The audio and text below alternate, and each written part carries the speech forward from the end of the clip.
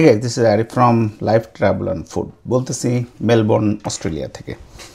So আপনাদেরকে আমি প্রথমে লাস্ট উইকে বা তার আগের উইকে হয়তো বা হবে আমি একটা ভিডিও শেয়ার করছিলাম, যেখানে আমি আপনাদেরকে দেখিয়েছিলাম যে যদি আপনি অস্ট্রেলিয়া আসতে চান তাহলে অ্যাজ এ স্টুডেন্ট হিসেবে আপনি কোন সাবজেক্টগুলো পিক করবেন বা কোন ধরনের অকুপেশনগুলো আপনাদেরকে হেল্প করবে যদি আপনাদের ইচ্ছা থাকে long term to stay in Australia through some PRs or some other visa. So সেই ভিডিওতে অনেক ধরনের কোশ্চেন আসছে, অনেক ধরনের ফিডব্যাক আমি পেয়েছি এবং আমি কিন্তু তার রিপ্লাইও একটা দিয়েছি একটা ভিডিওতে। সো আপনারা যদি ভিডিও দুইটা মিস করে থাকেন আমি আমার ডেসক্রিপশনে দিয়ে দেবো প্রথম ভিডিওটা, আর সেকেন্ড ভিডিওটা আমি দিয়ে দিব যেখানে আমি এক্সপ্লেন করছি কিছু কোশ্চেন, টপ কোশ্চেন যেগুলো ছিল 10 থেকে 15টা আর কি। ওখানে আমি 100টার উপরে বিভিন্ন টাইপের কোশ্চেন আমি পেয়েছি এবং I replied each of them. একটা কোশ্চেন ওখানে নাই যেটার কোনো অ্যান্সার নাই। সো আপনারা ওইটা দেখে নেবেন আশা করি। Today I am going to explain something very interesting thing. So এখানেও কিন্তু আমি আমার স্ক্রিন শেয়ার করব এবং ডেটা শেয়ার করব বেসিক্যালি। আর আমি কোনো কমপ্লেক্সিটির ভিতরে যাব না, ঠিক আছে? সো আপনাদের যদি এগেইন কোনো কোশ্চেন থাকে you are welcome, more than welcome to ask me. আমি আমার নলেজ থেকে অ্যান্সার দিব। আমি যদি না পারি আমি গুগলে সার্চ করে বা আমি আমার যে সকল রিলেটিভ আছে বা আমার পরিচিত যারা আছে আর কি এখানে তাদের মাধ্যমে আমি খোঁজ নিয়ে আপনাদের জন্য আমি এই উপকারটুকু করতে চাই। আমার কিন্তু আলটিমেট ইচ্ছা আসলে সাবস্ক্রাইবার বেস বাড়ানোর জন্য কিছু না, আমি আসলে চাই, মন থেকে চাই those students in our country who want to really settle in this country or want to do higher study or try to improve their life by staying here permanently through PRs or something like that. So I really want to help them. So that is my real intention. So আপনাদের আমি বলতেছি না subscribe করেন, it's up to you, okay? But আপনারা notification bell বা subscribe করে রাখতে পারেন so that you can get my updated video. So আমি প্রতি সপ্তাহে একটা করে এই রিলেটেড কন্টেন্ট পাবলিশ করে যাবো আর কি। সো আজকে আমি টার্গেট করছি ভিক্টোরিয়া। সো ভিক্টোরিয়াতে যদি আপনারা আসতে চান, সো ভিক্টোরিয়া কী জিনিস, সো আমি আপনার কিছুটা অ্যানিমেশন দিয়ে দেখাতে পারি। সেটা হচ্ছে এই বা টাচ পিকচারের মাধ্যমে যে ভিক্টোরিয়া হচ্ছে অস্ট্রেলিয়ার যে কয়েকটা স্টেট এবং টেরিটরি আছে তার ভিতরে one of the best state বলে ওরা আর কি। এটাকে ওরা বলে এডুকেশন স্টেট, কারণ এইখানে স্টেটে এডুকেশন ফ্যাসিলিটি অনেক বেশি। যেমন আপনি যদি টেম্পোরারি ভিসাতেও ভিক্টোরিয়াতে থাকেন আপনার বাচ্চা কাচ্চার এডুকেশনের কোনো কস্ট নাই।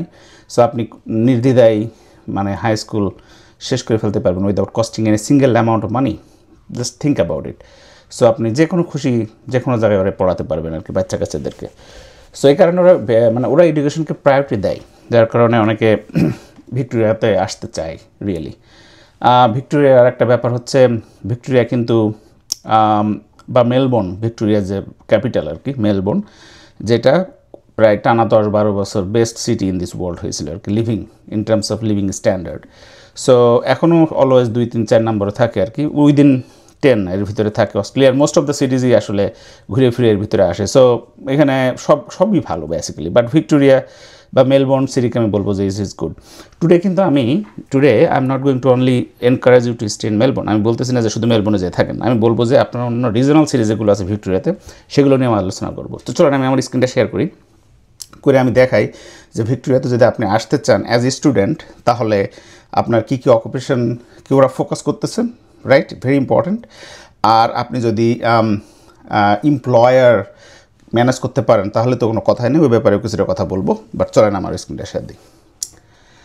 কুল, আপনারা আমার স্ক্রিন দেখতে পাচ্ছেন। সো স্ক্রিনে আমি আমার যে স্ক্রিনটা এই মুহূর্তে শেয়ার করে আছে সেটা হচ্ছে নমিনেটেড অকুপেশনস। ভেরি ইম্পর্ট্যান্ট, কারণ শোনেন অ্যাজ এ স্টুডেন্ট হিসেবে আপনি যদি আসতে চান আপনাকে এটা জানতেই হবে যে আচ্ছা আমি যে যাব ওইখানে ওরা কোন পেশাগুলোকে প্রায়োরিটি দিছে, অগ্রাধিকার দিছে, সোজা বাংলায় আমরা যেটা বলি।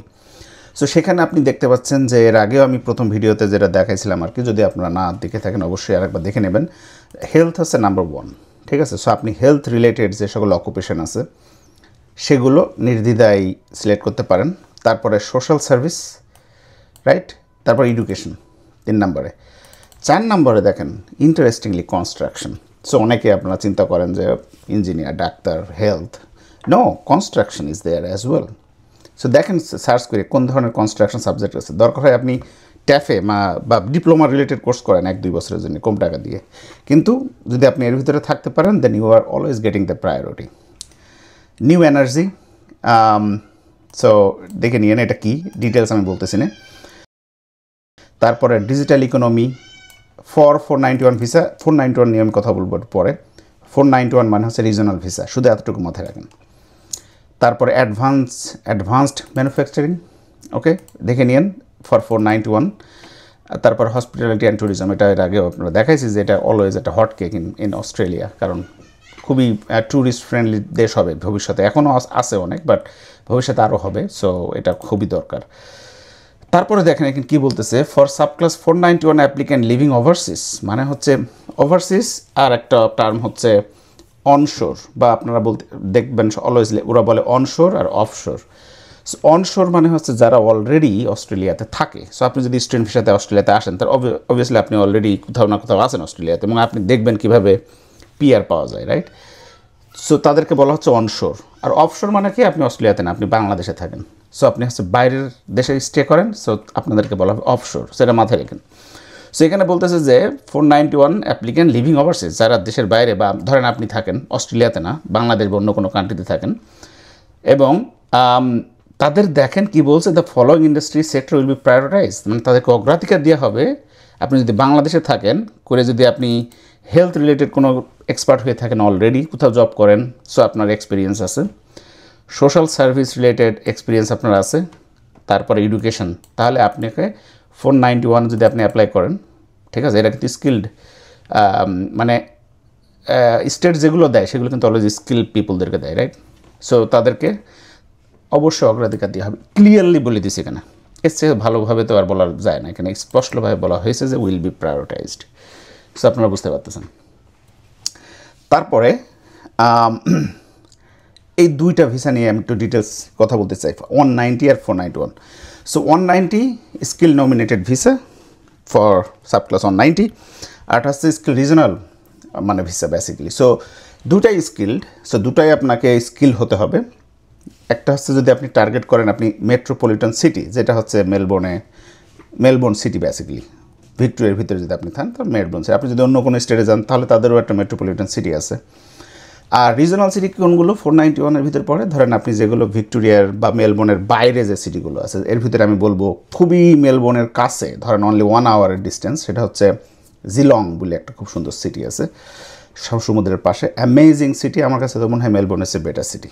হয়তো একটু কাজের অপরচুনিটি কম আছে, বাট আপনারা জিলংকে টার্গেট করতে পারেন, অনেকগুলো ইউনিভার্সিটি আছে ওইখানে। সো যারা স্টুডেন্ট তারা এই ধরনের সাবজেক্ট পিক করে জিলংয়ে এর যে ক্যাম্পাসগুলোতে আছে সেগুলোতে আসলে সুবিধা কি, আপনি তো মেলবোর্নেও আসতে পারতেন, কারণ মাত্র 1 ঘন্টার ডিস্টেন্স।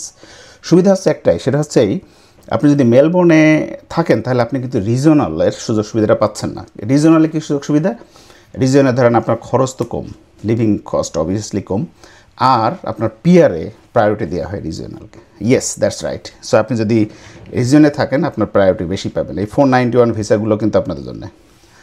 সো এরপরে আমি যদি 190 এবং 491 কুইকলি, বিকজ আমি ভিডিওটা বেশি লম্বা করতে চাই না, really I don't want to make this video a long, I know 1 hour video, so it's going to be very quick.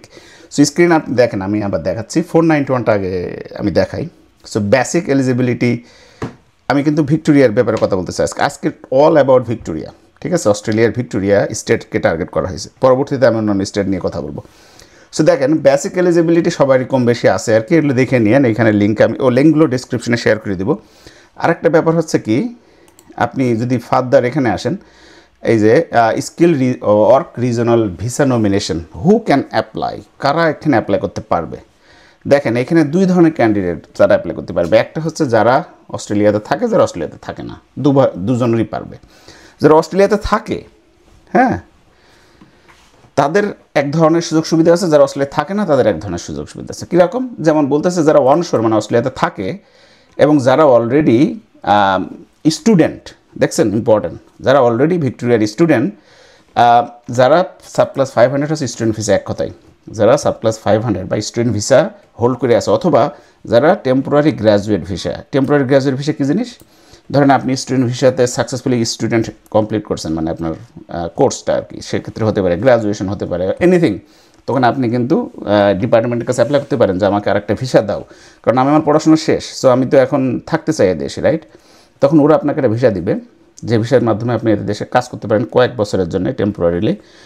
By this time Australia চায় আসলে এই ভিসাটা কেন দেয়, অস্ট্রেলিয়াও চায় যে আপনি এখানে পড়াশোনা করছেন, আপনি এখানেই থেকে যাবেন, সো দ্যাট আপনি পিআরটা কমপ্লিট করতে পারেন। দেখেন টেম্পোরারি গ্র্যাজুয়েশন যারা অলরেডি করছে বা ভিসা হোল্ডার, তাদের temporary graduate visa holder sub class 485 visa যাদের অলরেডি আছে, তারাও কিন্তু এখানে অ্যাপ্লাই করতে পারবে, ঠিক আছে?